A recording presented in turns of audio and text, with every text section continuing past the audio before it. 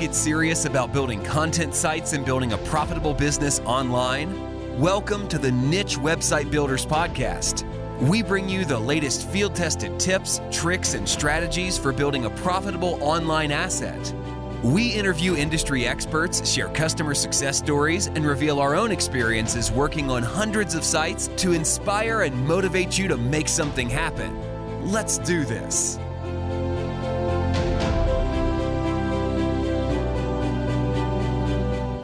Welcome to the Niche Website Builders Podcast. Today we have Ben Adler. If you know Ben, you know he is the founder of Keyword Chef, which is a software or tool you can use to essentially find low competition keywords quickly and easily. Now, if you go down in the description, there is a link to Keyword Chef there.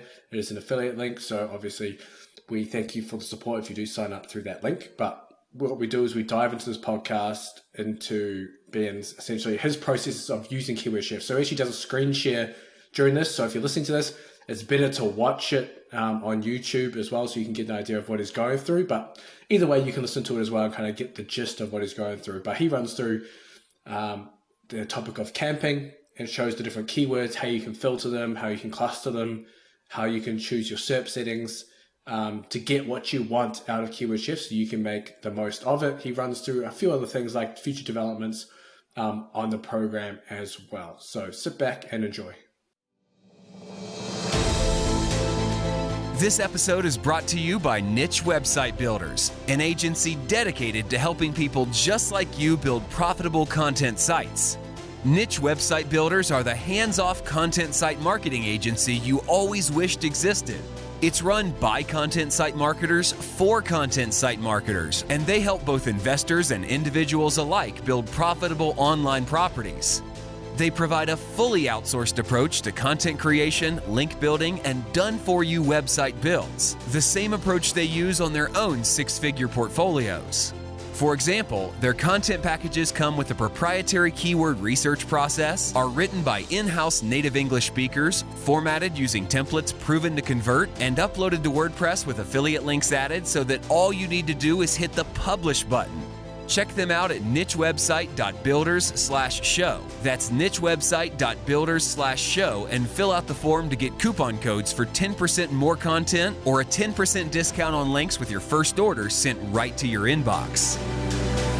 Welcome to the Niche Website Builders Podcast. Today we have Ben Adler. Welcome, Ben. Hey, James. Thank you. No, thank you for coming on. So most people who know of you know of your software, Keyword Chef. So I wanted to maybe get you give a brief background about yourself, but also wanted you to cover maybe how and why you came about creating Keyword Chef, because obviously there are 1,000,001 different keyword tools on the market. So kind of how you came about creating Keyword Chef and what problem kind of you look to solve within that market. Sure, definitely. So just a little background about me. I have a background in programming. So I was doing that for almost 10 years. And then at one point I discovered niche websites. I started off with a review website, and then I started doing more informational type articles. During that time, I got really good at doing keyword research with my own methods. And then I built Keyword Chef to automate that process.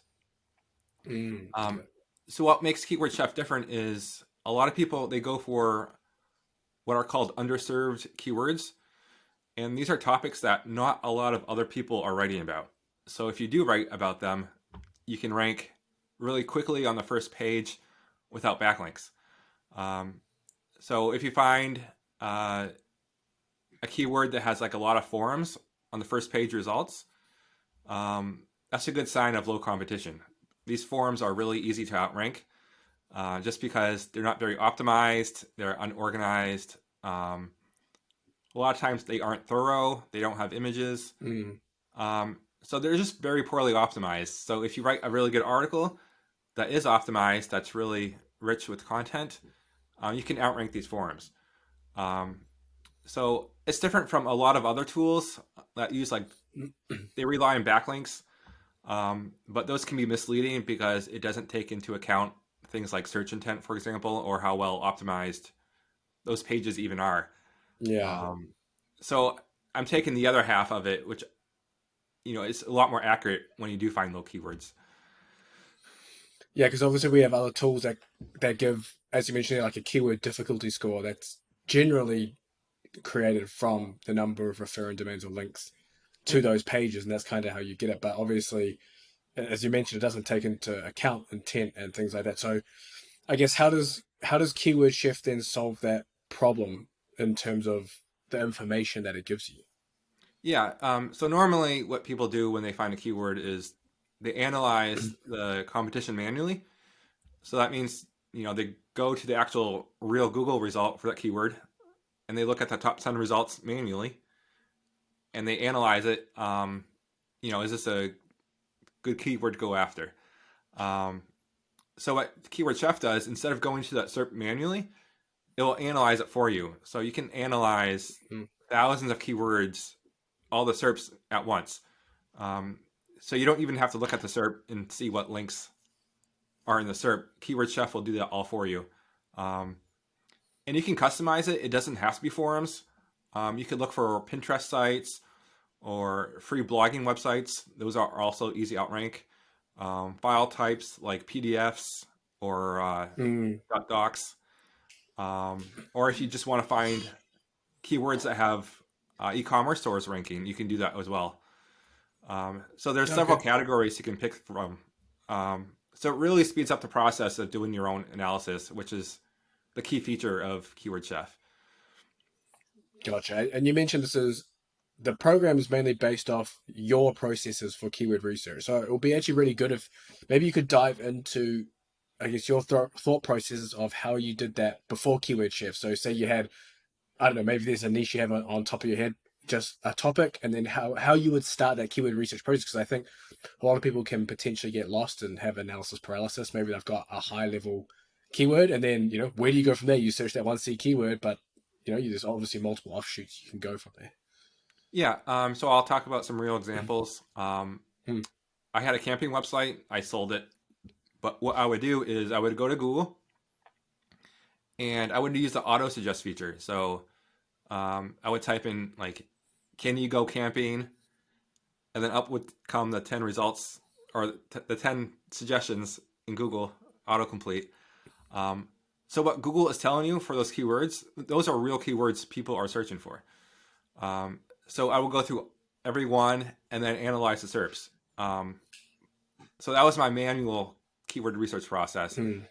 Um, so Keyword Chef, it has hundreds of modifiers it looks through for these Google suggestions, basically. And then you've got, instead of doing that yourself, you've obviously done that with keywords. You have are you able to share some of those modifiers that people could use maybe manually if they were trying to do it themselves, then eventually give up and then go towards keyword chef? Um, well, the basic ones are like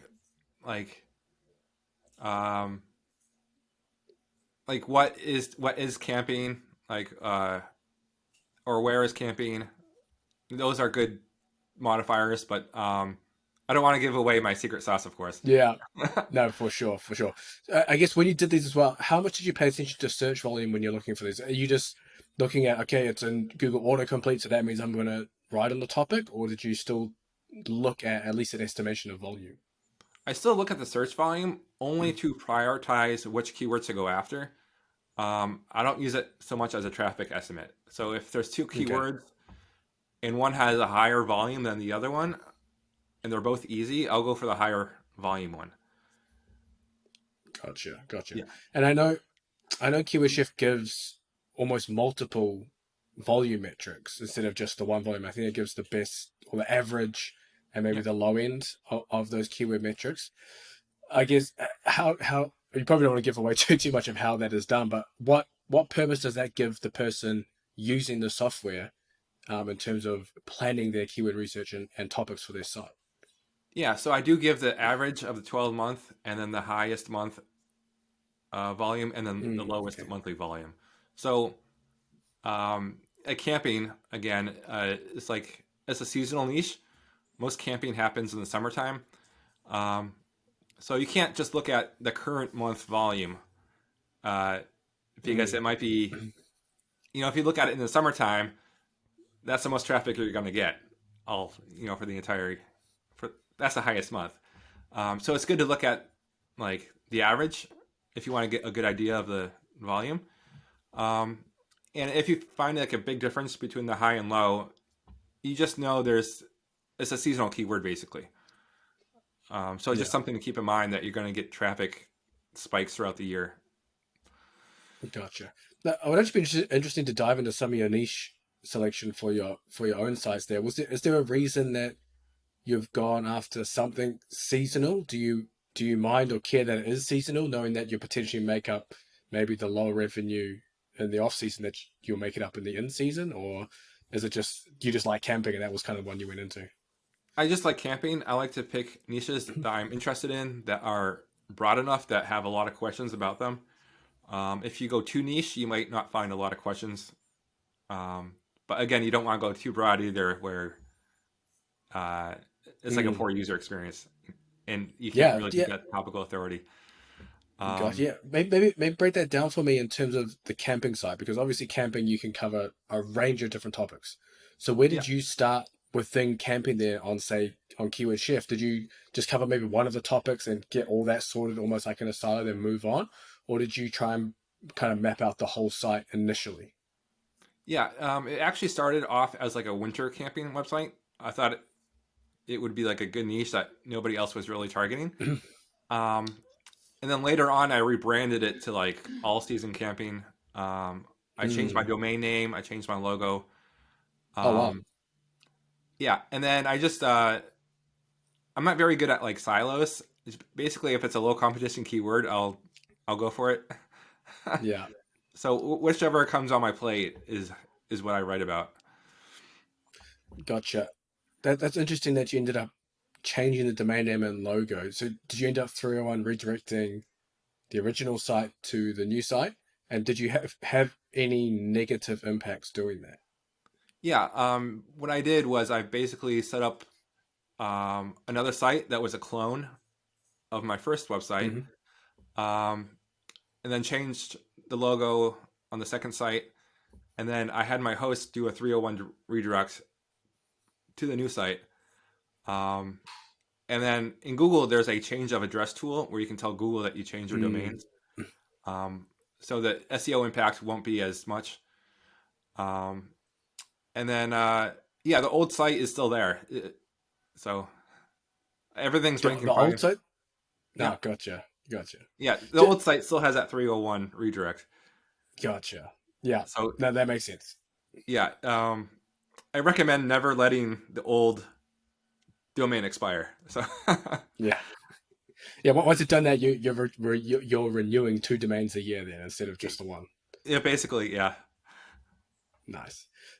What might be interesting is to show the users who are watching on YouTube maybe how you use Keyword Chef and how you get the most out of it. We can even use the camping example potentially.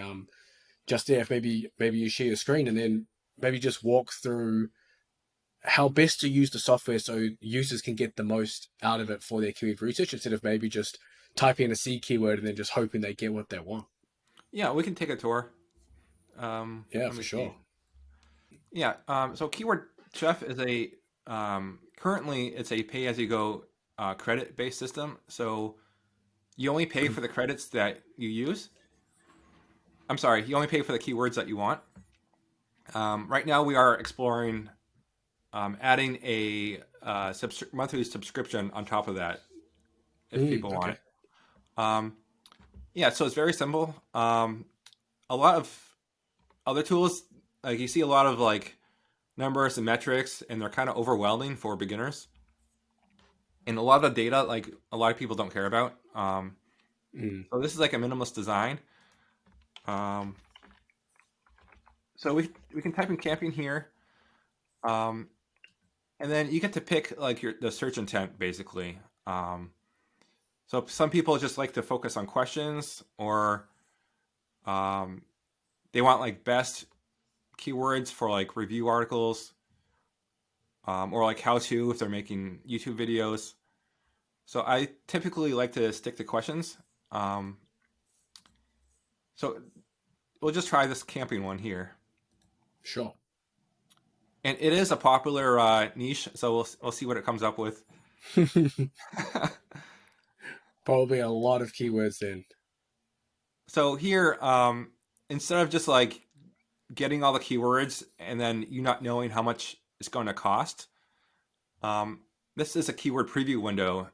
So you get to see like a sample of the keywords and filter them before you spend credits. Mm. So I'll just get all of them for now.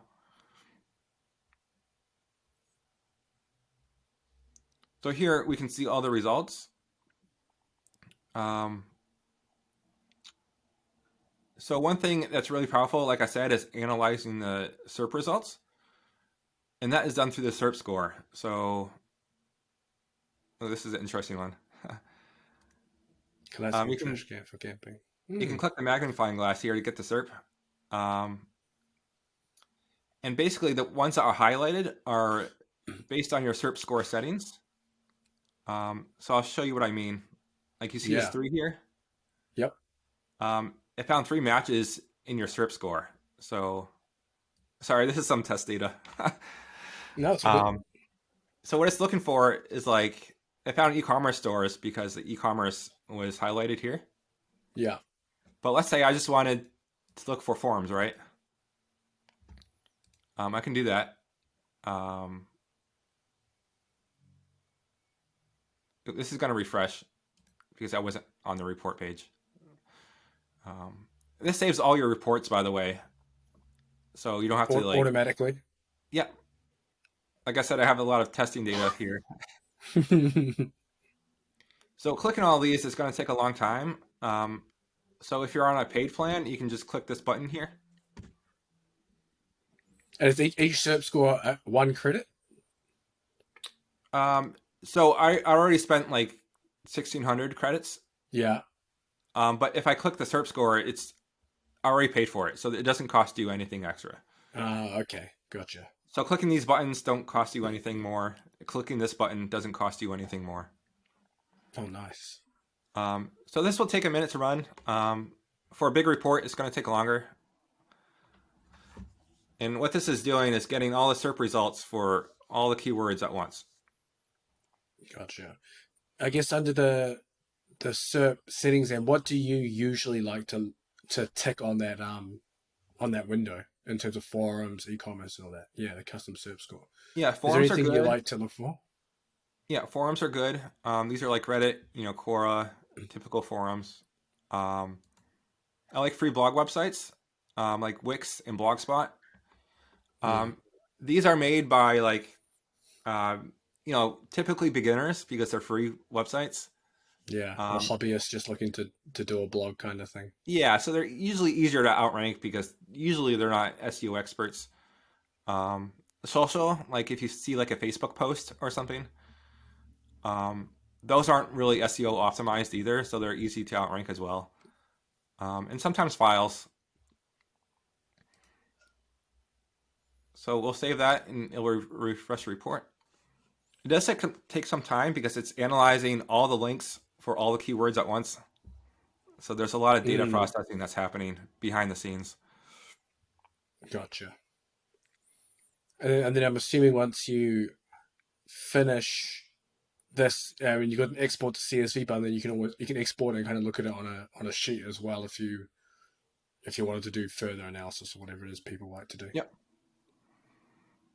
All right, so we actually find a lot here. Some of these are actually about camping and games, which is not what we want. Like how much does Camping World charge to sell your RV? The 70 volume here. And we can see it found, a couple forums, a Facebook post, and another forum. So this is very easy to outrank, and it's a 70 volume keyword, which isn't bad. So you can see how I analyzed all these keywords at once within like, a minute. Yeah.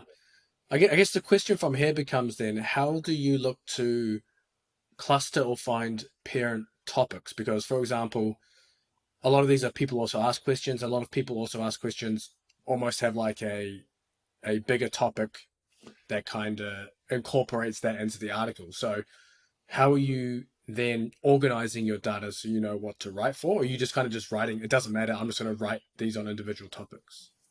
Um, so one thing that can help in the tool is um, we have like these word filters here. So if you want to talk about like camping fridges, you can just hit fridge and Okay. you can see all the questions around like fridges, right? Yeah. Like how big camping fridge do I need? What temperature should my camping fridge be? So that's one way you can do it. Um, and another cool thing is we also have the domains report. So this will organize your um, keywords by like domain. So for example, Reddit was ranking a lot, so you can find all the keywords that Reddit is ranking for in your report. Okay. So what you And can by do here, is that position that's next to Reddit there? One that number three, yeah. four. So this is ranking Okay, number one. gotcha. Um, so what you can do is if you have a weak competitor, you can just steal all the keywords for their site, basically. Hmm. Um, so a lot of Would people you like this. do you attack those zero volume keywords as well? Yeah, zero volume Typically. can still be good. Sometimes zero volume keywords are a lot of times they aren't zero volume. It could be like they could bring in a few hundred visits per month, Hmm. and they're usually easier to write about. So you get a small handful of these zero volume keywords, and it could bring in a couple thousand visits per month potentially. Yeah. So that just like quick, easy wins in numbers add up a lot. So that's the main thing with Keyword Chef is finding keywords, analyzing them, and easily finding the low competition keywords. Gotcha. Do you what do you have in the works in terms of future development for potential users? Yeah, so like I said, I want to introduce monthly subscription plans, um, and maybe add some extra data for like SERP analysis, and maybe even adding like backlink data to this page here. Mm, So if you have more backlinks than someone else, there's a good chance that you could easily outrank them as well. gotcha. And I guess the other question is obviously since Keyword Chef has come on the market, there's other tools that have also popped onto the market. I guess one of the more notable ones is Low Fruits. Yep. And you've got other ones there. So I guess do you want to maybe dive into some of the differences between the two, kind of where Keyword Chef, I guess, differs or shines over maybe some of the other tools out there? Yeah. So for like low fruit specifically, it's a very similar tool. Mm, Um, they have probably like a more friendly base credit system because you can get more data for free. Um, but I do believe that Keyword Chef does find better keywords and they have better analysis. I was just looking at them the other day and they do show forums, like keywords that have forums ranking, um, but they don't have all the other categories I talked about. So, it yeah. all depends on what you want to do. Um, and then as terms of like the bigger players like Ahrefs or Moz or SEMrush, they can't do this type of analysis because it's so expensive. But this is like the only thing that we do. That's why it's like we're able to do it, if that makes sense. Yeah, yeah. Do you want to We maybe don't, dive into yeah. dive into your camping report there? Maybe go through your process of where you would start on a brand new website with these keywords.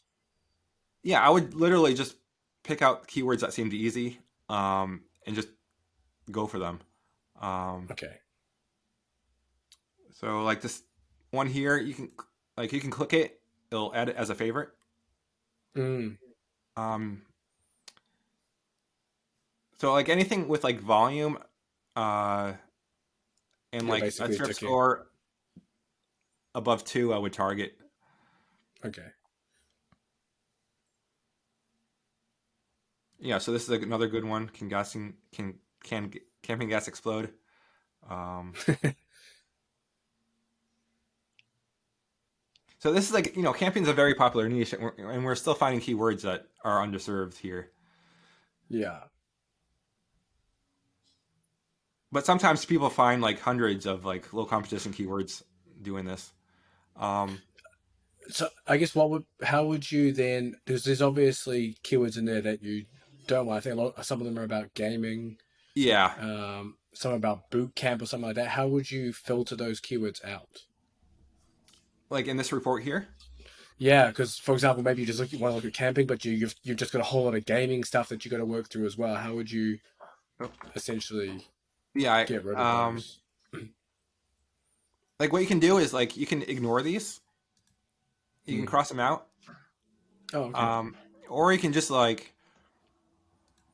remove them from your report, gotcha. so they Oh, won't show that's up easy anymore. enough. Yeah.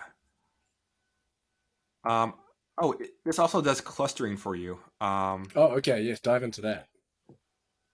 Yeah, so keyword clusters are basically keywords that they kind of like mean the same thing or they're very closely related. Hmm. Um, so if you know which keywords are very similar and have similar search intent, it helps you avoid keyword cannibalization. So here, from your report, it organized like keywords that were very similar. Um, so you can see how much does Camping World charge to sell your RV, and will Camping World buy my camper? Like those are very closely related.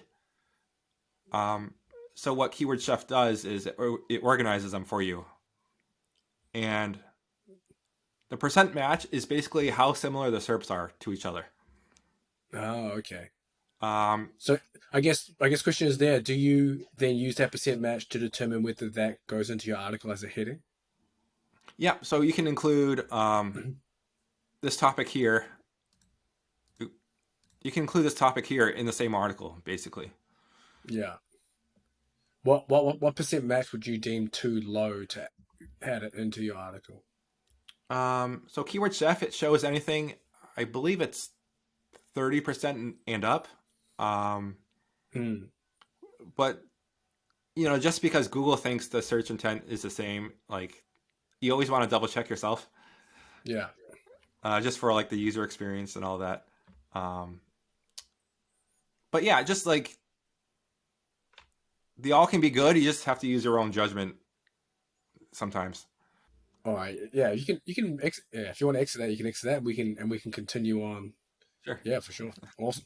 Yeah, I want to continue chatting maybe on some of your own websites and things you've built with Keyword Chef, maybe kind of your processes there. So obviously we've we understand that you just basically go under the underserved topics. You want to go for the lowest competition keywords as possible. Yep. I guess the question becomes then, as you've now covered those topics, what is next in line for you to build your site? Are you looking at uh, building links, writing on high competition keywords? Is there anything else that you're looking at doing to help scale that website? Not really. I'm just more focused on publishing. I Mhm. don't like building backlinks. Um, not I to don't say know if they don't anyone work. likes building. They're a pain in the ass. I know, so I just avoid. I don't want to play that game. Um, so I just avoid backlinks. I'd rather be publishing quality content. Um, yeah, and then if it's a niche I'm personally interested in, I might make a couple YouTube videos, Mm. just to build a little bit more authority and get more traffic sources that way. Nice. And if anyone also hates building links, you can also hire niche website builders. They do a great job of doing links for you as well. So make There sure you make go. sure to plug them in here too. But I Yeah. guess within that content, how I know you mentioned that you don't do too much siloing. You kind of just write the low competition keyword just so you can rank for those. Do you have an internal linking, I guess, process or structure within that too? No, that's something else I'm bad at. I just try to link to other relevant articles. Yeah. Um, and I like to have at least like every article should have an outgoing internal link and like an internal and Gotcha. incoming link as well. Um, so it's just like if it's useful, if it's relevant and useful, I'll link to it in my article. What I would like to know, if you know these numbers off the top of your head, before you sold the camping site, with the methods that you're using there, how much, I guess, how much traffic was the site getting, and how much, if you're able to share or want to share, if not all good, but how much was it making? Um, I sold that website.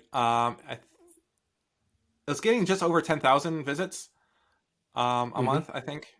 Um, and I think I was making a few $100s a month or something. Yeah, yeah. And is that the process you take with most websites? You kind of build them to that level, then flip them, or is that just that one site that you decide to do that with? Um, I was a second site I sold. My first one was my review website. Um, at the like usually I think that's a good idea to sell websites when you don't want to work on them anymore. Um, because if you keep neglecting them, they're only going to get worse. um, but I do keep a few websites on hand just so I can like experiment if I want to and things Yeah. like that. Are you writing all your own content for these sites? I haven't written in a long time, just because I've been working on Keyword Chef, but I do a mix of both. Um, it's hard to find good writers for affordable prices. I feel like um, I spend a lot of time on my articles, and I can't always expect other writers to like spend hours and hours on a single Yeah. article. Um, so it's I've gotten good articles before. I've gotten bad articles before. So it's just a matter of like, do I want to write it myself, or if it's a really simple, easy article, can this be outsourced? Gotcha. Um, What might be interesting as well is how you set out your article, or like almost like a content brief. Because obviously you have keyword shifter that gives you the topic that you want, maybe like that one on selling your RV. Then how would you come across and create the headings and everything else to fill it out before you start writing it? What's your process there? yeah, good question. So I try to do like as much unique research as possible. So I'll Google the keyword, um, and I'll actually like I do a lot of research on forums because I want Okay. to talk to like real everyday experts, and hear from real people's experiences. I don't necessarily summarize other people's blog posts because that's how you get watered down content.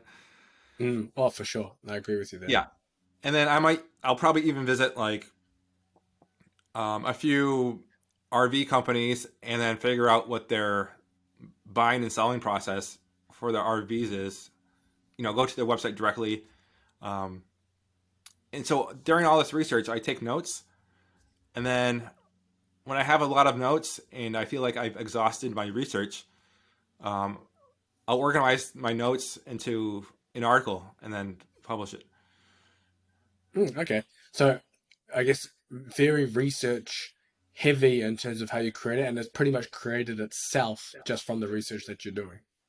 Yeah, I take notes along the way, and then I might have to do some research again when I'm writing just to go further in depth.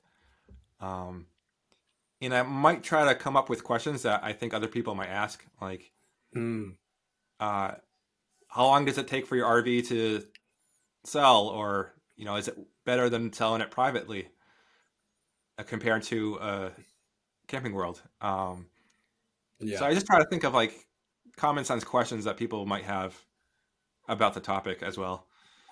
Stuff that you might not find on the Google, page one, people also ask, but things that make logical sense to the main topic you kind of want to add in there. Yeah, exactly. Gotcha. Yeah, that makes I like that process as well because it gives you a chance to create something unique that, as you mentioned, isn't watered down because you haven't gone through. the first page of posts and just taken everything from there and basically rewritten it in your own words. Instead, you're actually adding your own almost thought process and flavor to the article too. Yeah. Another good tip is finding studies online. Like the government surprisingly does studies on all sorts of weird things. And like, you know, organizations, they do their own studies too and stuff. So there are a lot of studies out there about all sorts of stuff that you can just Google, find the study, and get really like good information for your article that way as well. Wait, how are you finding these government studies? You just go on Google, you type in like, I could type in like RV, you used RV sales, and then do site:/.gov. Okay. And I might include the word study in my search query as well. And then, you know, just try to find studies that come up that way. Interesting. And then you can kind of cite that as original research if you wanted to create infographics or whatever you wanted to do from that. Yeah. So a lot of studies, they're like, they're not very user friendly when like a regular person reads through them. They're made for like scientists and stuff. So if you're able to like summarize it and break it down in a friendly way and maybe make a friendly chart, just moving the data over to a nice table, I think that can go a long way. Yeah, that's actually, I've actually thought about going down the government study route because I didn't even know, I didn't even know that stuff really existed. I mean, you see some sites citing that, the government research, but I didn't realize they did research on so many random things that you can kind of just go access and use yourself. Yeah. Or are like, are there other niches that you found that use it? I mean, a lot of health. There's tons of health studies out there. So if you're like in a health niche or like a sport niche, there's tons of studies like every day coming out about that stuff. Sometimes you can find studies about like various products, even like keyboards and things like that. How you find those government studies as well with the keyboard stuff? Or? They might not be government, but someone's doing studies. Gotcha. Yeah. Nice.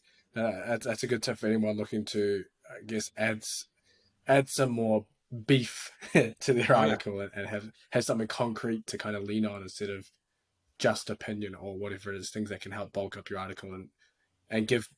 It also gives kind of a more expertise and trust across to the reader because, okay, this person's, you know, done their research at least or somehow at least goes through it. Definitely. Yeah, for sure. No, it's great. I think we actually covered pretty much everything on here with your keyword research process and keyword chef and everything there. If anyone wants to follow what you're up to and what you're doing, where can they find you? Yeah, I'm very active on Facebook. I run a few groups. And then if you want to email me at ben@keywordchef.com, I read every email that comes through. Damn, you're a busy man then, eh? Yes and no. Lately, yes. No, perfect. We'll pop that down in the description as well for anyone who wants to get in touch with Ben, and there'll also be a link down there for Keyword Chef for you guys to try out for yourself as well to give yourself a bunch of keywords. But thanks for coming on, Ben. I really appreciate it. Sure. Thank you, James. Thanks for tuning in, and I hope you enjoyed the show. Don't forget to like and subscribe wherever you're listening. Until the next episode, goodbye.